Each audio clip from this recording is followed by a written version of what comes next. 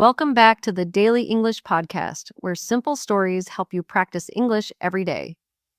Today's episode is called One Cup at a Time, a story about a young man named Daniel who moves to a new country, struggles to adjust, and finds meaning in an unexpected place, a local coffee shop. You'll hear useful vocabulary related to emotions, work, friendship, and daily life. As always, listen actively. Imagine the scenes. Repeat new words. Let the story take you somewhere real. Let's begin. Daniel stood at the airport exit, suitcase in hand. Rain fell softly in his new city. Everything looked gray and unfamiliar. He had just arrived in Toronto. No friends, no family, just a job contract in his backpack and the hope of something better. His English was okay, but not great. People spoke fast. The signs confused him. He moved into a small apartment above a laundromat. The first night, he sat on the floor eating instant noodles, watching the city lights through the window. He felt excited and completely alone. The next week, Daniel started his job at a warehouse. He worked 10-hour shifts, lifting boxes, scanning items, loading trucks. Most people spoke English quickly or used slang he didn't understand. During breaks, he sat alone, scrolling on his phone, missing home. One day, a coworker named Jordan sat next to him. "Jordan, you're the new guy, right?" "From Romania." Daniel, "Bulgaria." Jordan, "You like coffee?" Daniel nodded. It was the first proper conversation he'd had in days. The next weekend, Daniel found a small coffee shop on the corner of his street. The sign read Blue Window Cafe. Inside, the lights were warm. Soft music played. A woman behind the counter smiled. "Barista." "Hi there. First time?" Daniel nodded. Barista. "My name's Aaliyah. What can I get for you?"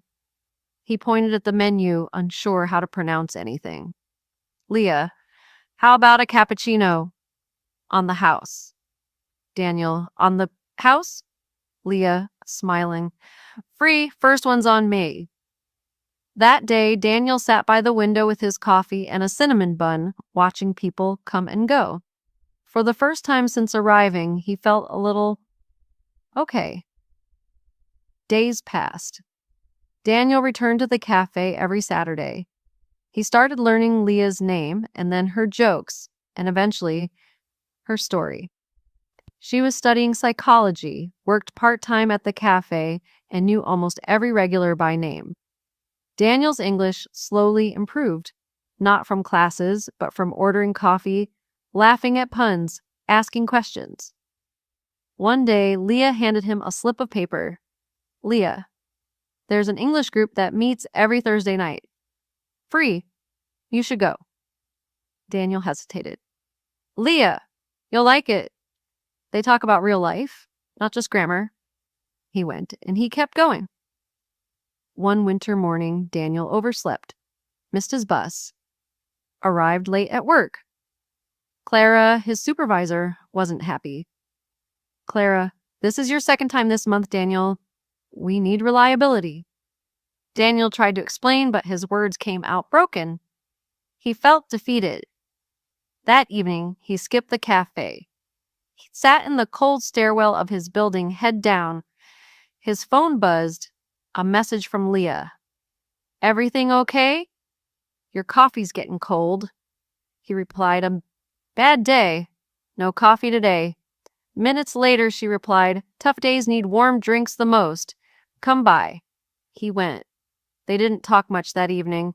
She simply handed him his usual. No questions. Sometimes silence is the kindest language. Months passed. Daniel started speaking more fluently. He made jokes with coworkers. He helped new hires.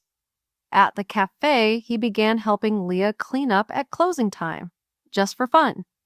He even joined the English group as a volunteer, helping new learners like himself.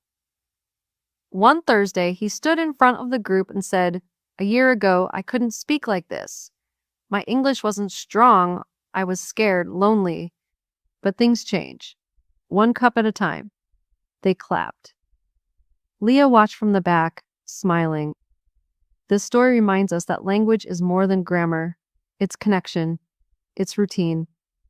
It's showing up, even on hard days. Sometimes the smallest places, like a neighborhood cafe, become the biggest part of healing. Thank you for joining today's story. If it touched you or if you saw yourself in Daniel's journey, leave a comment below. We'd love to hear your story. Until next time, keep learning, keep listening, and remember, you're doing better than you think. Bye for now.